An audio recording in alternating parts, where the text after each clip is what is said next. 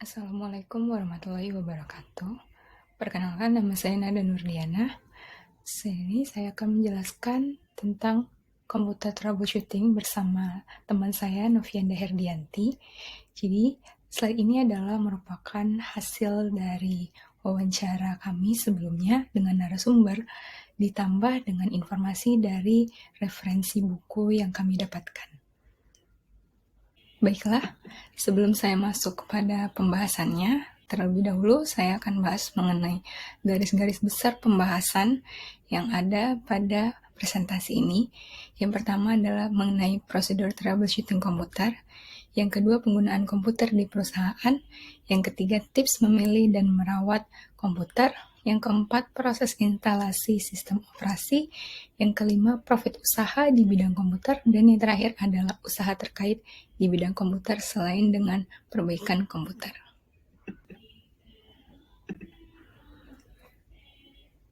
Oke, yang pertama saya akan menjelaskan definisi dari troubleshooting komputer. Troubleshooting komputer merupakan suatu teknik pencarian sumber masalah yang terjadi pada komputer, bisa baik hardware ataupun software, secara sistematis dengan menggunakan analisa dan langkah prosedural, kemudian didokumentasikan untuk tujuan supaya permasalahan yang sama tidak terjadi lagi di masa yang akan datang. Baiklah, saya akan menjelaskan cara mengetahui kerusakan pada komputer. Menurut narasumber yang telah kami wawancarai, masalah yang ada pada komputer sebenarnya bisa dideteksi saat pertama kali kita menghidupkan komputer. Jadi pada saat POS atau Power On Self-Test itu komputer akan mengeluarkan suara beep ketika sesuatu terjadi gitu. Jenis kerusakan ini akan tergantung berapa kali bunyi beep yang didengar. Sedangkan menurut referensi kami mendapat tambahan lain, yaitu kerusakan pada komputer dapat diketahui melalui debug LED yang menyala di dalam CPU ya. Jadi terdapat 3 LED yang menandai kerusakan pada RAM, CPU maupun VGA. Kemudian yang kedua adalah bisa melalui Dr. Debug BIOS Code, yaitu panel yang menghasilkan kode error. Selanjutnya saya akan menjelaskan tentang prosedur troubleshooting. Jadi troubleshooting ini pelacakan kerusakannya hanya dibatasi sampai level modul saja, tidak sampai kepada perbaikannya. Nah, prosedur troubleshooting ini dilakukan dengan cara sebagai berikut. Yang pertama, kita melepas semua modul PC kecuali mainboard, power supply, memori, VGA card, dan speaker. Kemudian, ketika kita nyalakan PC, jika komputer tidak menyala, maka langkah yang dilanjutkan adalah periksa kedudukan VGA, card, memory, tombol reset, dan konektor power supply. Nah, langkah kedua yang bisa kita lakukan yaitu memasang floppy disk dan melakukan pengujian pada BIOS. Jika floppy disknya tidak dikenali oleh BIOS, maka terdapat dua kemungkinan, yaitu yang pertama floppy disk bermasalah, dan yang kedua adalah card I/O bermasalah. Yang ketiga kita bisa lakukan adalah pasang hard disk dan melakukan pengujian. Nah, jika langkah tersebut tidak bisa berjalan, maka kita dapat memeriksa kabel dan posisi hard disk. Nah, tapi jika tidak bisa berjalan juga, maka bisa jadi hard disk yang menjadi sumber masalahnya. Baiklah, yang selanjutnya adalah hasil wawancara dari narasumber, yaitu kerusakan komputer yang paling sering ditemui. Yang pertama adalah RAM. Jika permasalahan RAM-nya tidak terdeteksi, maka langkah yang dapat dilakukan adalah yang pertama, buka penutup CPCI. Yang kedua, lepaskan RAM dari soketnya. Kemudian bersihkan bagian bawah RAM yang berwarna kuning seperti terlihat pada gambar ya. Itu menggunakan kain atau tisu yang tidak berbulu. Kemudian gosok bagian bawah RAM dengan menggunakan karet penghapus. Kemudian setelah RAM bersih, jangan lupa dibersihkan juga soket RAM-nya. Kemudian kita pasang lagi RAM pada soketnya.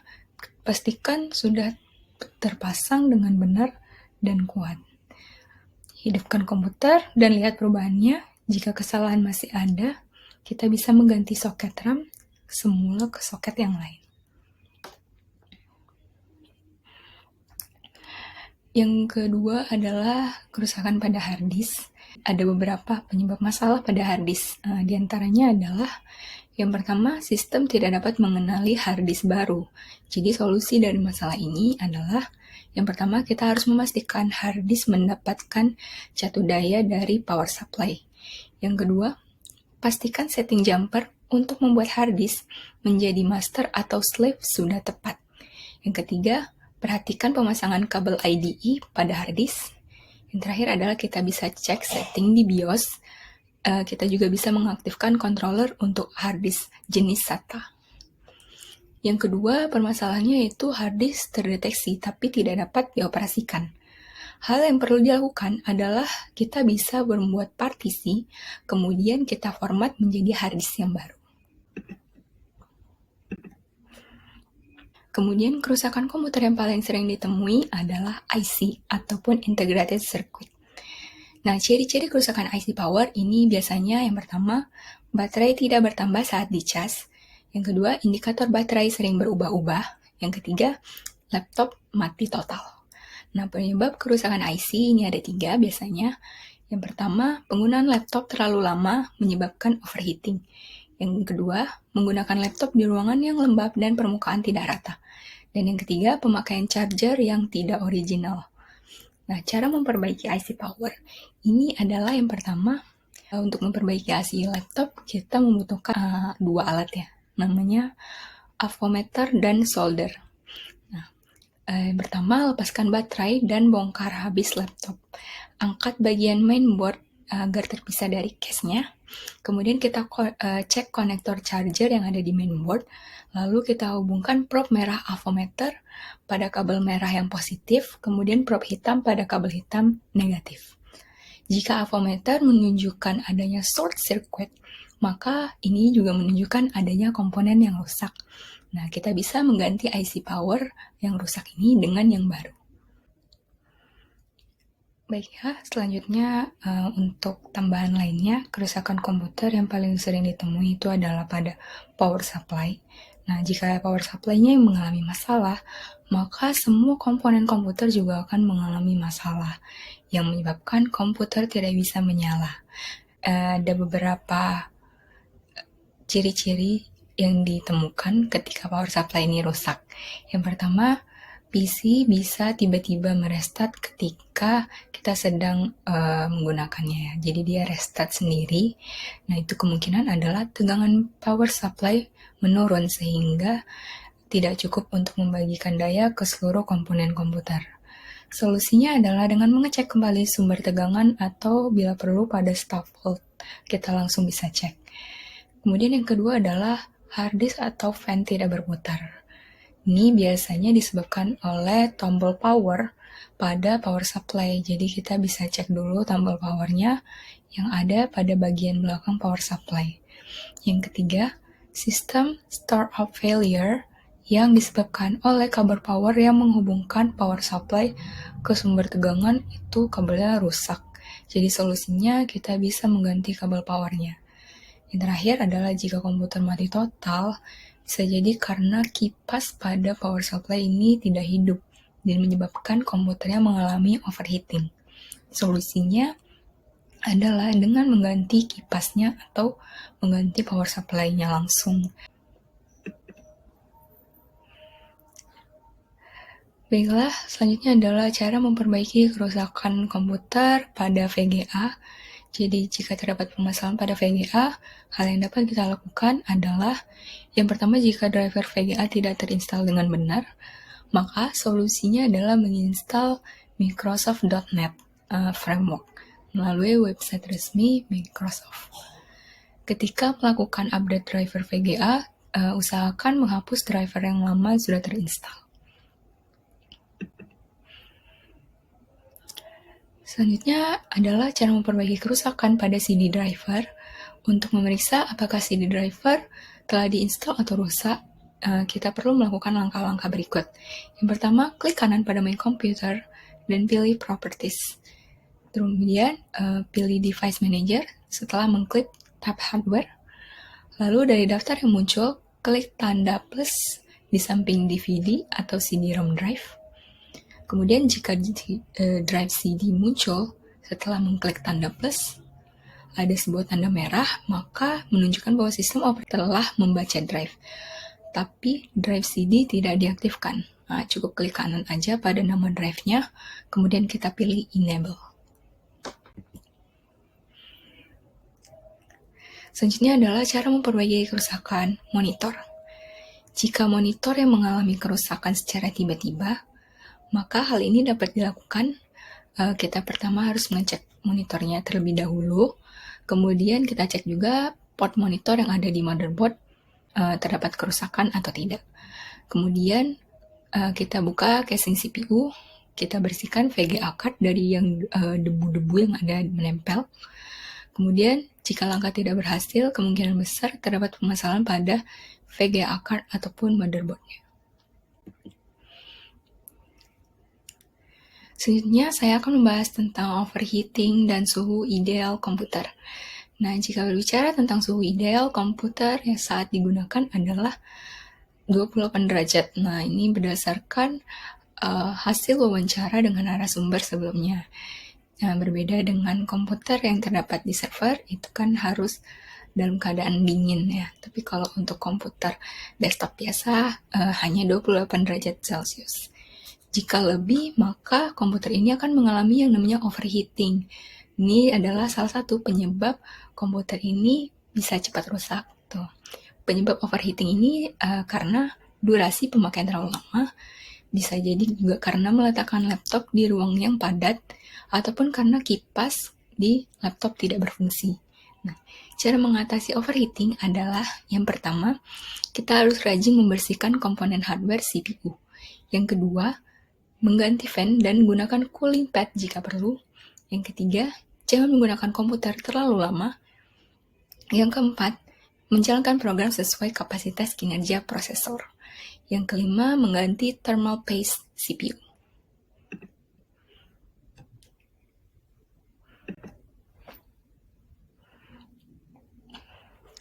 Baiklah, yang terakhir saya akan menjelaskan tentang jenis komputer yang tidak bisa lagi diperbaiki.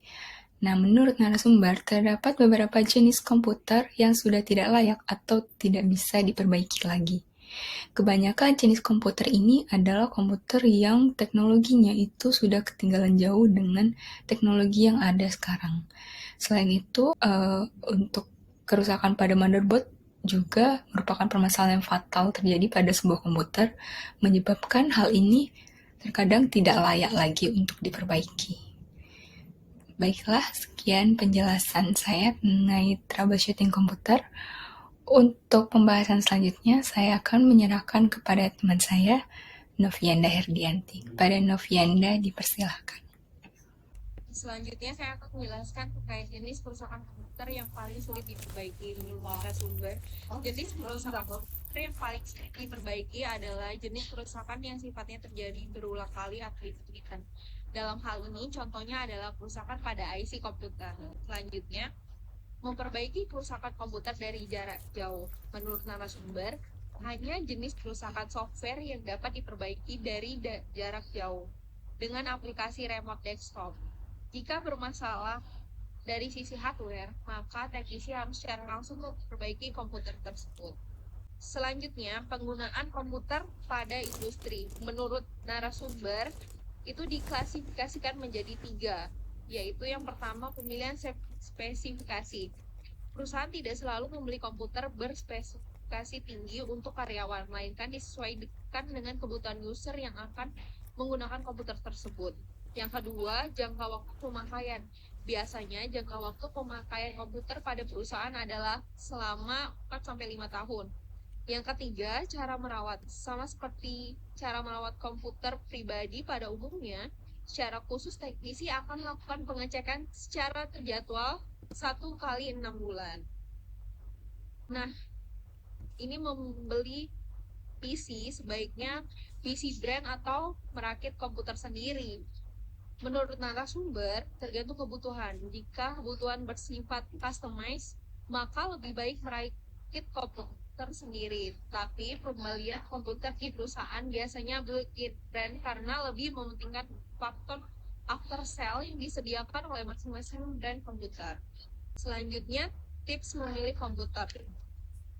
menyesuaikan dengan kebutuhan dan budget. Menurut narasumber, jika memakai komputer untuk program ringan, maka alangkah lebih baik memilih komputer dengan spek yang biasa. Tetapi, jika pemakaian komputer untuk desain atau multimedia, maka pilihlah komputer dengan spesifikasi yang mumpuni dan usahakan memiliki VGA card tambahan. Selanjutnya, cara merawat komputer. Menurut narasumber, biasanya komputer memiliki jangka waktu pemakaian tertentu. Komputer berusia 5 tahun ke atas lebih sering menunjukkan tanda-tanda kerusakan atau masalah tertentu. Nah, ini ada 5 tips cara merawat komputer. Yang pertama, membersihkan komputer dari debu dan kotoran yang dapat merusak. Yang kedua, meletakkan komputer pada ruangan yang memiliki sirkulasi baik.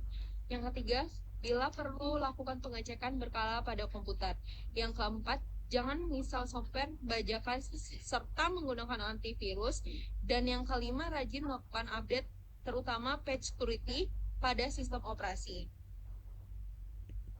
Selanjutnya, sistem operasi. Definisi dari sistem operasi adalah seperangkat program yang mengelola sumber daya hardware dan menyediakan layanan umum untuk aplikasi perangkat lunak secara singkat, penghubung antara komputer dan user agar bisa saling berinteraksi dengan bahasa yang dipahami oleh satu sama lain.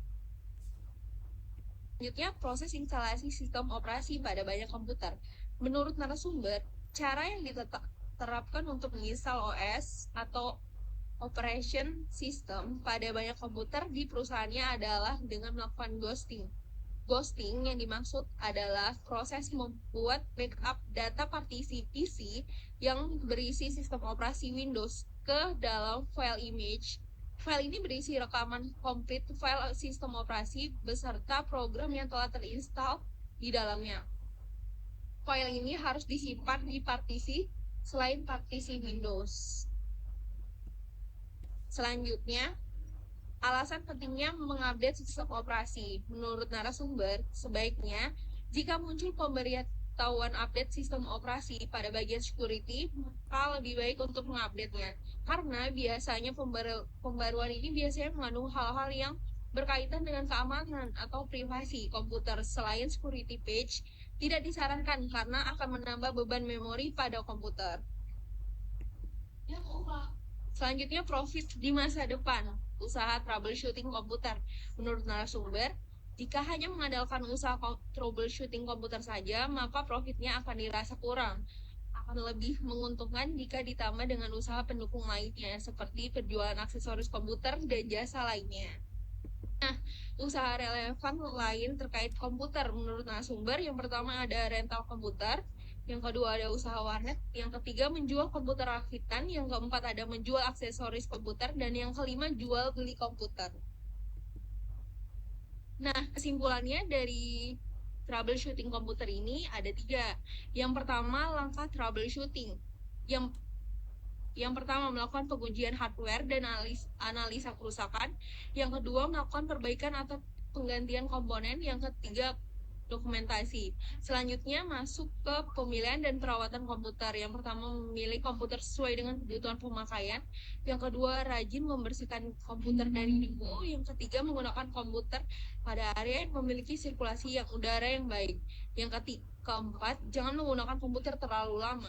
Dan yang terakhir, sistem operasi. Proses instalasi operation system pada banyak komputer dapat dilakukan dengan cara ghosting. Dan yang kedua, disarankan untuk mengupdate OS atau operation system pada patch security, sedangkan yang lain tidak disarankan karena memakan memori.